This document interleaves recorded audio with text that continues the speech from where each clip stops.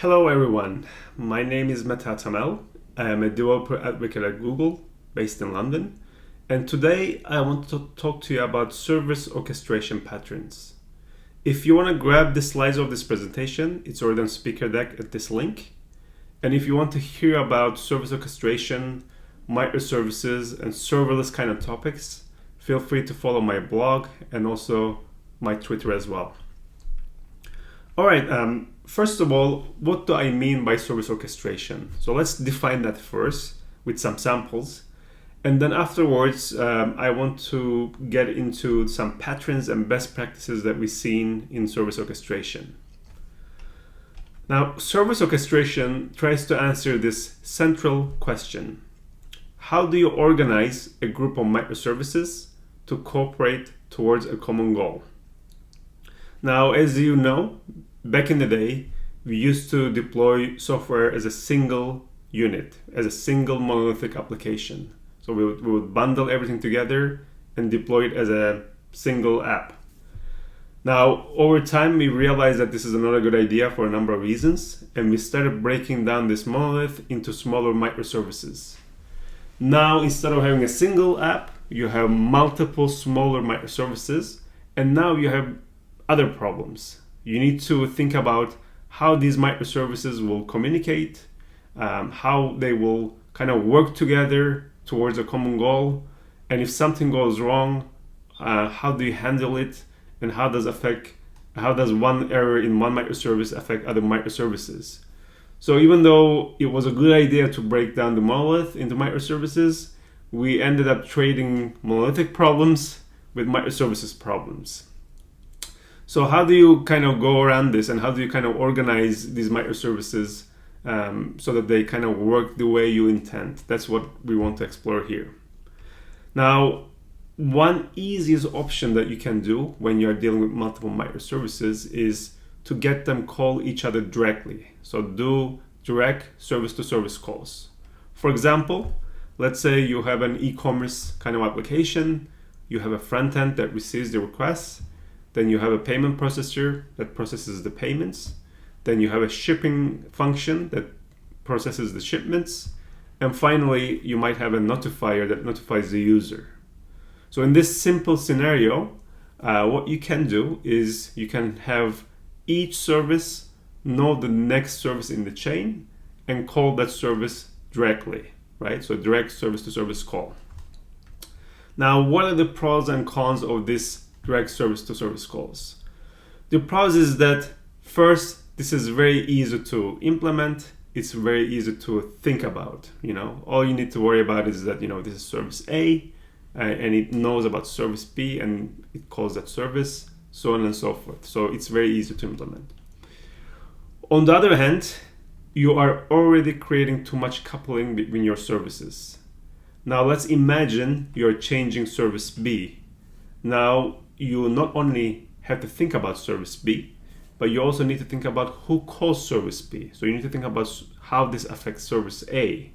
At the same time, you might also need to think about who the service B calls. So you might need to also think about service C.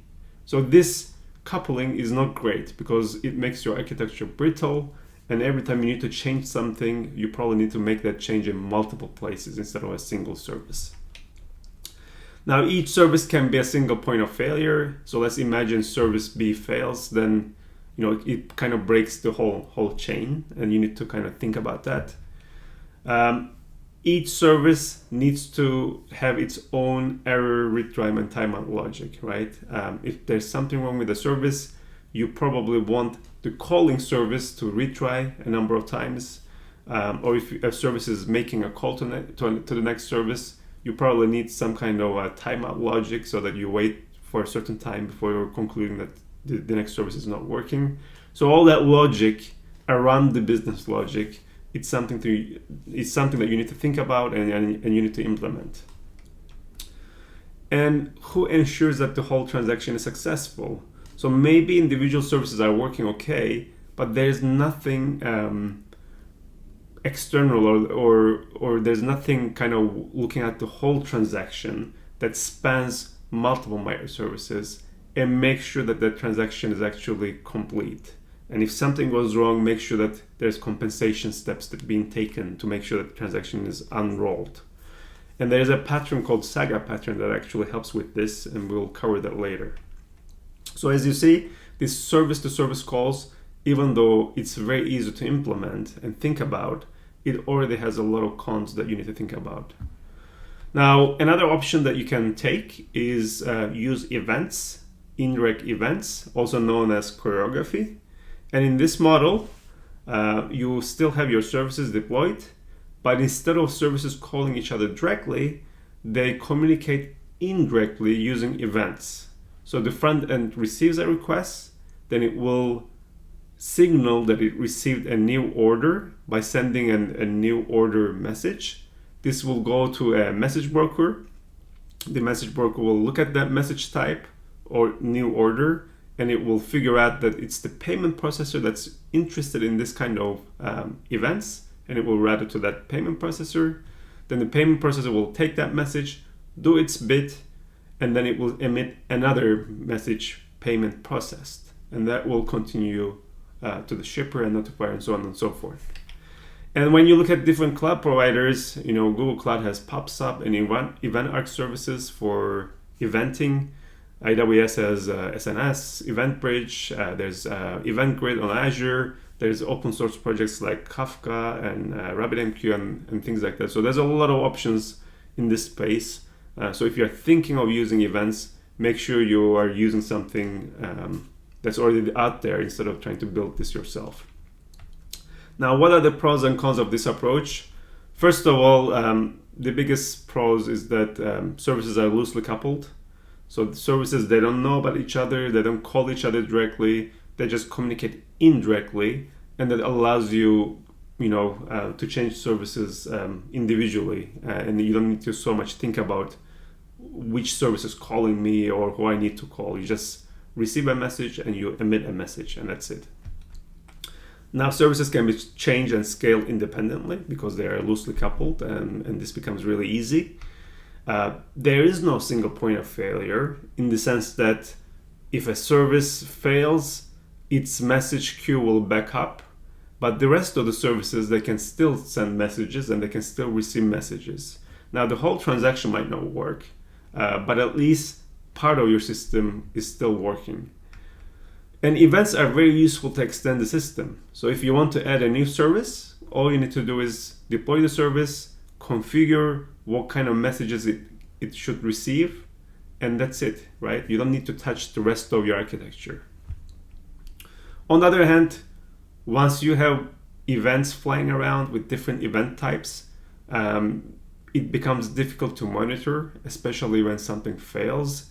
You need to kind of guess what failed and look at your logs and message queues and kind of figure out which service might be not working properly. It's not like, service calls where you know exactly where the call failed. The errors and read times and timeouts are still hard, and you need to think about them. The business flow of how your architecture should flow is not captured anywhere, right? It's almost like your business flow is kind of a byproduct of your event-driven architecture, but there's no central place where you can go and look at how your architecture should flow. And this problem of transactions, you still need to think about them, right? Because you have multiple microservices, and a transaction can span multiple microservices. So you need to think about what happens if something fails. And imagine a more complex scenario. Typically in an e-commerce application, you have a database that you need to read, and then maybe depending on the stock, yes or no, you need to take different paths, and then maybe you need to call third-party APIs. So taking this complex kind of scenario where it's complex, but at the same time you can see what should happen very easily in this flowchart. But taking this and converting it into an event-driven architecture, it's possible, but you're losing this information that this is how should your architecture be, right? And it's also will be difficult to monitor because you will have all these different events flying around and all that kind of stuff. So you will lose this information basically. That's what I mean. So what can you do? Another option is use a central orchestrator. So in this case, you still have your services deployed independently, but you also have an external orchestrator where you define how should calls happen.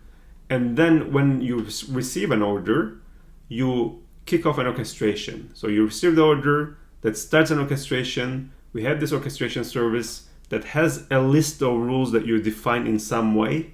And then the orchestrator is the one making the calls to the service, payment processor, receives the result, then makes the call to shipper, receives the result, and so on and so forth. And again, Google Cloud has workflows for service orchestration and Composer for data orchestration. AWS has step functions. Azure has logic apps. There's open source specifications that's coming up, like CNCF serverless workflow. So there's also Camel and Camunda that's been around for a while in this space. So there's a lot of option here as well. And the pros and cons of this approach is that, first of all, you now have a central place where you can capture the business flow centrally, and once you can capture it, you can source control it, you can version it. So there's a lot of benefit of having this central place where you can capture how things should work. Each step can be monitored. So in orchestration, you have very defined steps, and if an orchestration fails, you know exactly which step failed. And because of that, you can zoom into that step and you can look at what's happening in that step. And then you can easily see that, in this step, I'm calling this service, and then you can zoom into that service. So it makes monitoring much easier. Errors, read times, and timeouts, you still need to think about them, but now you have a central way of handling them. You can handle them in a central way in your orchestration instead of trying to do them individually in each service. And your services are still independent. They're still independently deployed and scaled and all that kind of stuff. But at the same time, you're kind of bringing them together into a temporary orchestration. So you get the best of both worlds, independent services, but also the coupling that you get with the orchestration. On the other hand, a new orchestration service can be something new to learn and maintain. So you need to spend some time on it. It could be a single point of failure, because if the orchestration service goes down, then your whole chain goes down. So you need to make sure that your orchestration service is resilient and redundant.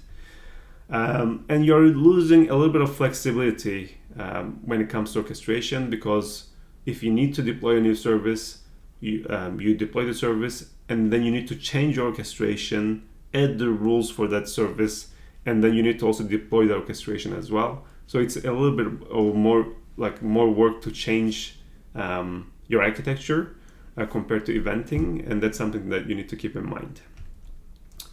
And now, when you have a failed transaction in orchestration, that usually means you have a step that failed. So it becomes easier in the sense that you know that something failed, but at the same time, you also need to do the work to kind of compensate for that. So if a step fails, you need to define what should happen. Do you need to unroll something? Do you need to call another service? And again, there's Saga pattern here that can help, that we'll talk about. All right, so that was a quick overview of what I meant by service orchestrations and what kind of options that you have in this space. Now let's look into some patterns and best practices that I've seen in this area. Now, this first one is not really a pattern, but it's more like advice and something that you should do. You should really make a conscious choice on your architectural style, right? I've seen cases where the architecture just happens without much thinking. Like you have some services, and then all of a sudden it's event driven because you need to listen for an event somewhere. I think you need to take a step back, and when you're designing your system, look at all the options that you have and look at which style makes more sense to you. And maybe you need to combine styles, or maybe one style has more pros than cons, and so on and so forth. So make sure that you make this choice in a conscious kind of way. For example, if you have a simple architecture, where you have a handful of services that they don't really change that often, maybe it's okay to do direct calls. Of course, I told you what the pros and cons of direct calls are. As long as you keep those in mind, maybe it's okay.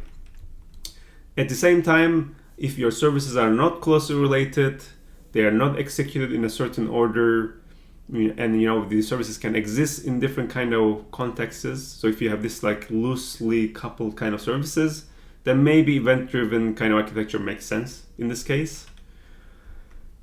And then if your services are close related, they are usually deployed in a certain order. They usually call themselves in a certain order.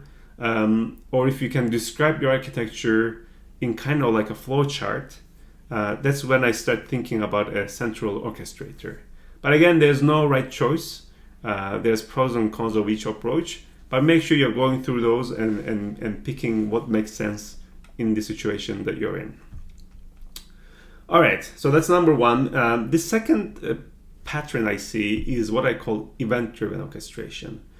And I have this example on GitHub that you can look. Here's the link. In this example, what I do is I try to process some images.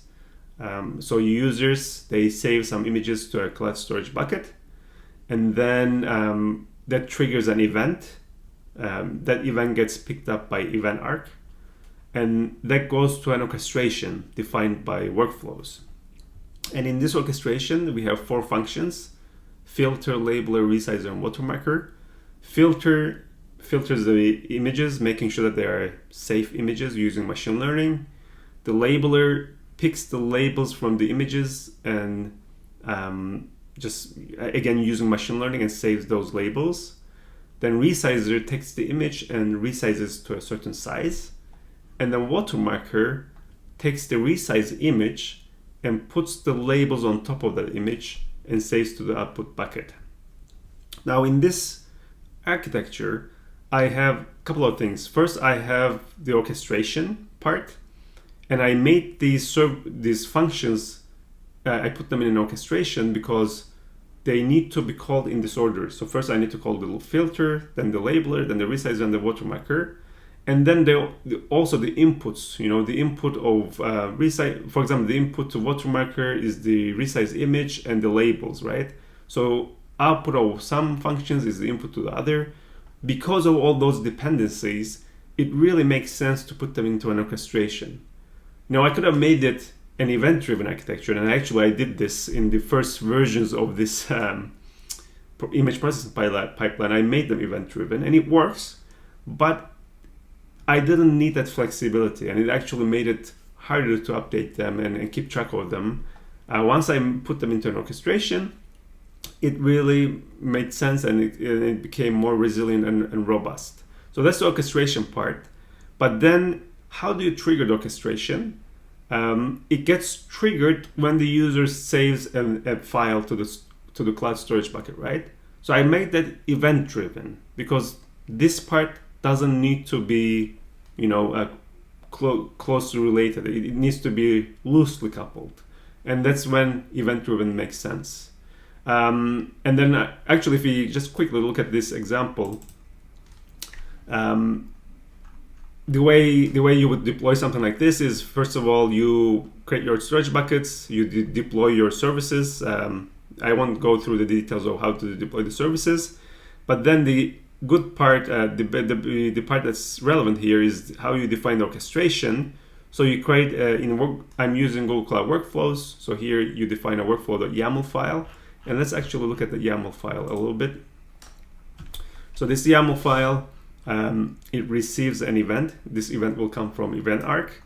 Then we log the event and we extract the bucket and file information from the event. And then we just call the functions. So we call the filter function. The URL will be replaced at runtime, and capture the response. Then we check the safety here. So we get the response and do a check in orchestration whether the image is safe. Then we call the label function.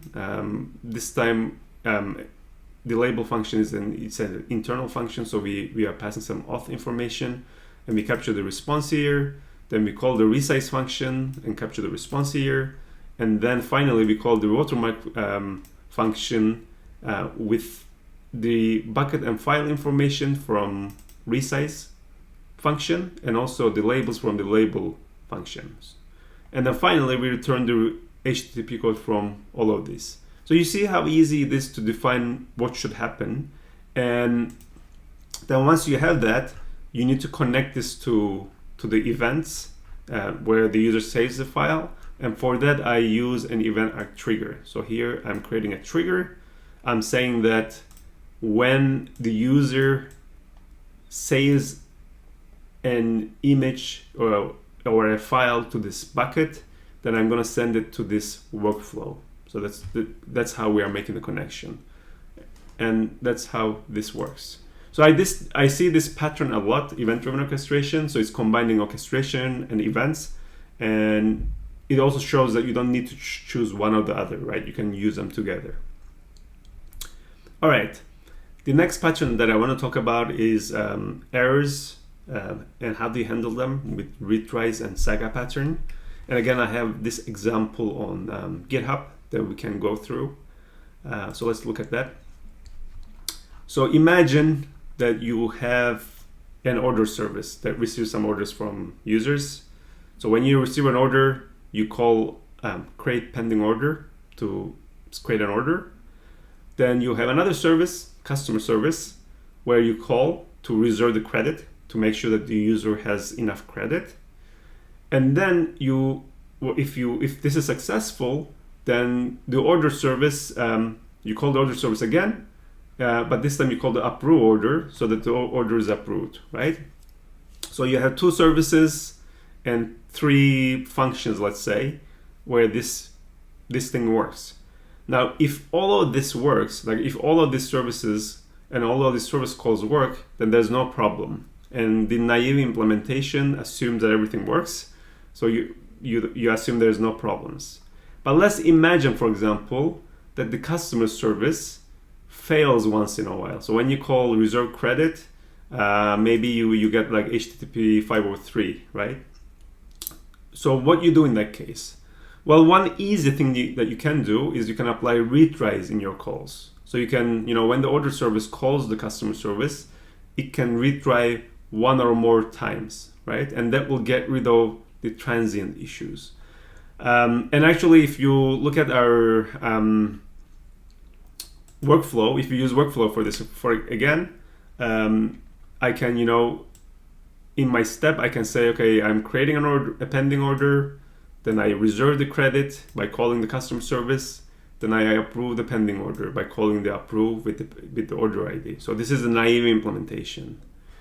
Now, in the second version, what we can do is we can still create the pending order, but then when we reserve the credit, we put that in a retry block. And in here, we apply a retry policy. And the default policy basically retries 5 times when it sees service unavailable. So with this, you are basically doing retries, and workflows allows you to do that in a really easy way, as you see. And you can also define custom retry policies. So this is a little bit better because if something goes wrong here, at least there's some retry policy that's being applied. So that's all good. But then what happens when you cannot recover from an error? So let's say you call reserve credit, but the user doesn't really have any credit, right? In that case, retry doesn't help because you can retry all you want, but if the user doesn't have credit, it won't succeed. So what you need to do is that you have this successful path, as before, but if reserve credit fails in a way that you cannot recover from, then you need to compensate for that by doing this failure branch. And this is what's called the Saga pattern. So there's a successful path, but if not, then you need to define what should happen to compensate for that. And in this case, the compensation step is to reject the order. And if you look at ordering version 3, we do the same thing as before with the retry policy when we reserve the credit. but we also have this except clause where we check for error and what kind of an error it is. And here we are concluding that the HTTP 500 is a non-recoverable error. So if we see that, then we call this reject pending order step, right? So if we will get here and we'll call the reject with the order ID, and this will be the compensation stuff. Otherwise, we'll just continue with our regular path.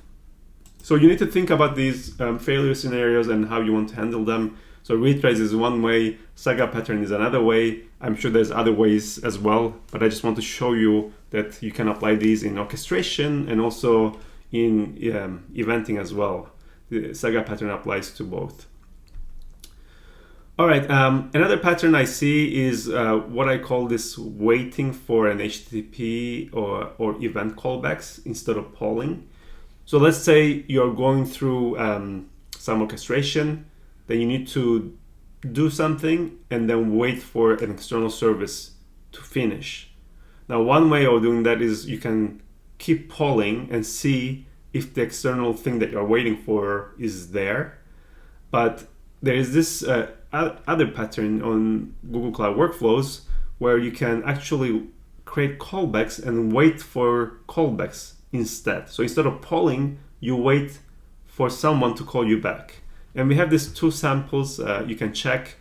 I won't go through in detail, but here this is like a translation sample where we are waiting for an external user to validate the translations. So the callback is basically the user calling back to our orchestration and continue the orchestration. So here, instead of polling the user, we let the user let us know when they did the translation. And in this sample, we basically start an orchestration and then wait for an event to happen before we continue. And in this case, the event could be a pops-up message or a Google Cloud Storage kind of event. And when that happens, we process the event and continue our orchestration. So these are both two examples that you can use to see how this callback mechanism works. But I find this very useful instead of just trying to poll, because the code becomes much easier when you just wait for something to happen. All right, now another pattern is parallelization. And what I suggest here is that whenever you're thinking about calling things, try to see if you can parallelize them, especially in orchestration. As you've seen in workflows, we have these steps, and you might think that these steps, they have to happen one after another. Usually, yes, but you can also parallelize these steps if they're independent. If the steps, they don't depend on each other, or they don't have a certain ordering, then you can actually parallelize them. And we have this other example where we run a BigQuery job against some data set, against Wikipedia data set. And these queries, they typically take 20 seconds to run. So if you run 5 of them, typically it takes about 1 minute. But then these queries are independent, so we can run them in parallel. So when we do that, it's basically 20, actually this is wrong. It's 5 queries, 20 seconds, so that's 100 seconds instead of 1 minute, so it's 100 seconds. And then when you parallelize them, you get 20 seconds. And actually, let me show you this quickly.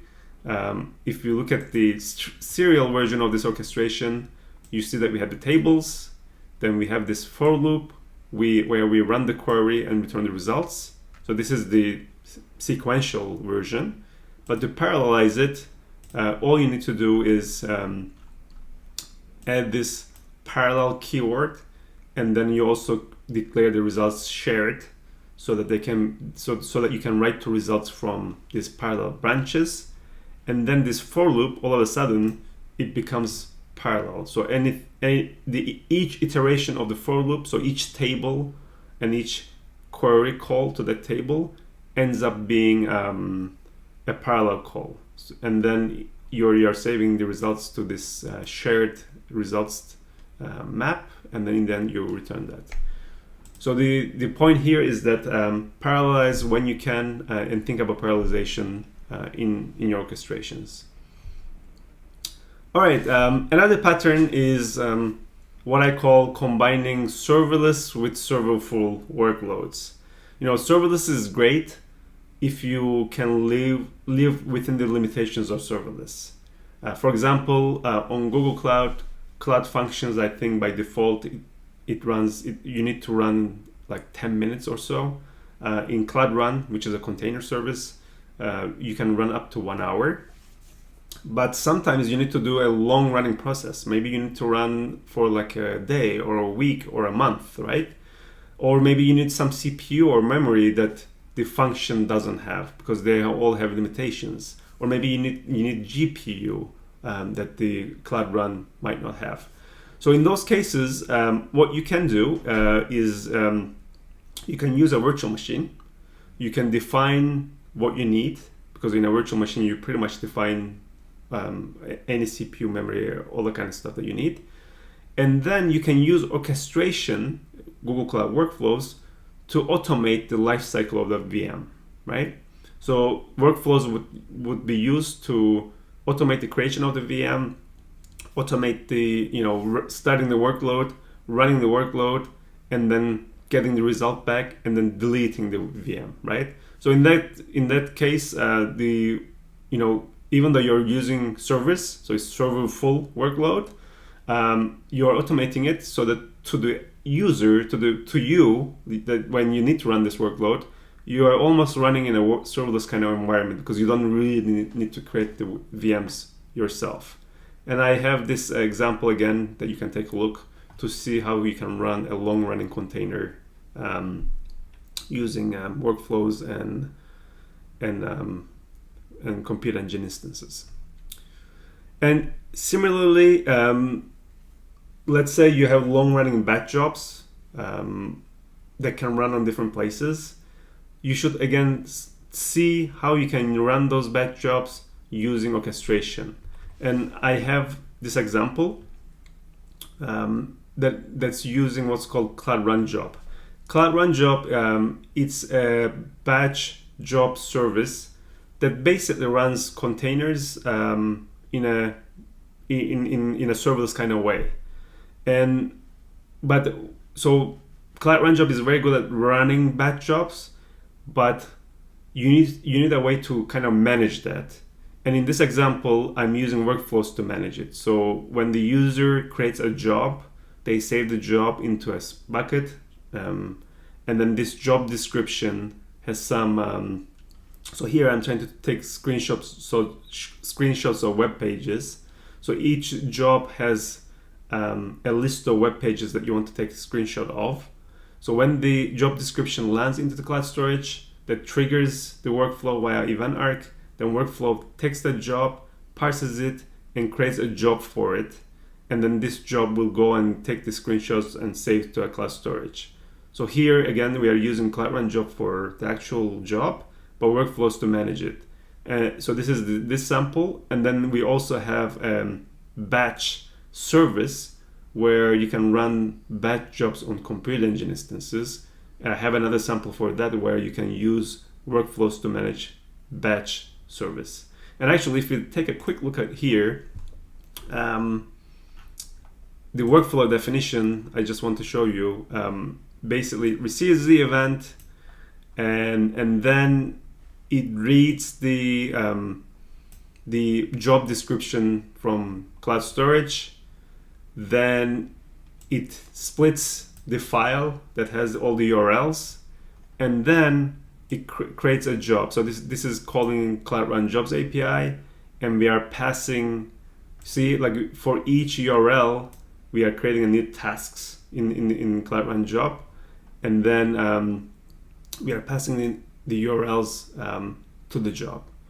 And then in the end, we run the job, we get the results, and we delete the job, and then the job result will have the results for us. Basically whether the job ran or not. All right. And one other pattern I want to talk about is GitOps. So typically we use Git for code, and we use GitOps to manage how we deploy that code to testing, staging, and production. So the idea is that you check in your code and then to a branch, and that deploys the code to a testing environment. You run some tests, and then once that's ready, you maybe merge it to another branch that deploys to production, so on and so forth, right? Well, actually, you can use GitOps to manage your orchestrations as well. So I have this sample where you push a commit to workflows.yaml, right? And then this deploys a test workflow that will say workflow staging, and then the hash, the commit hash, and then it will run some tests against that staging workflow that you define in a script. And then once the test pass, you deploy the staging workflow, right? And then once you're happy with this, maybe you run some more manual tests on it, you merge this change to the main branch, and this does the same thing. It deploys a test main branch, it deploys a test workflow to the main, and then it runs some tests against the main, and then it finally deploys the main workflow, right? Very much like the code, except you're deploying orchestrations. So if you want to do this, here's an example, and it's something to keep in mind. GitOps is not just for code, but it's also for orchestrations. And along the same lines, you need to think about multiple environments when you're thinking about orchestration. For example, let's say you want to deploy a test workflow, but you want that workflow to call other test services that you have, right? So in that case, your workflow definition has to have URLs for those test services. And then at some point when you want to deploy that workflow to the production environment, you need to change those URL to production, right? So that's what I mean by multi-environment deployments. And you can do this actually. You can author a workflow.yaml. And one option is that you can make these URLs as runtime arguments. And then when you deploy the workflow, you deploy a single workflow. And then when you run the workflow, you pass in these URLs. So if you're running in staging, you pass in staging URLs. But if you're running in production, you pass in production URLs. So that's one option. Another option is you author workflows with placeholder URLs, and then you replace these URLs with staging or production URLs. And you can do this using Cloud Build, or you can also use something like Terraform to do this. So then you deploy the workflow in staging and prod. So it's two separate workflows in this case, and then you execute workflow using staging or prod. And I have this example that shows you how to do this. But make sure that you plan for this, and make sure that you have a strategy to deal with this kind of issues. All right, well, that's all I had for you today. So if you want to grab the presentation, it's on Speaker Deck. And if you want to reach out to me, this is my Twitter. And yeah, thanks a lot for your time. And if you have any questions, feel free to reach out to me. Thanks very much.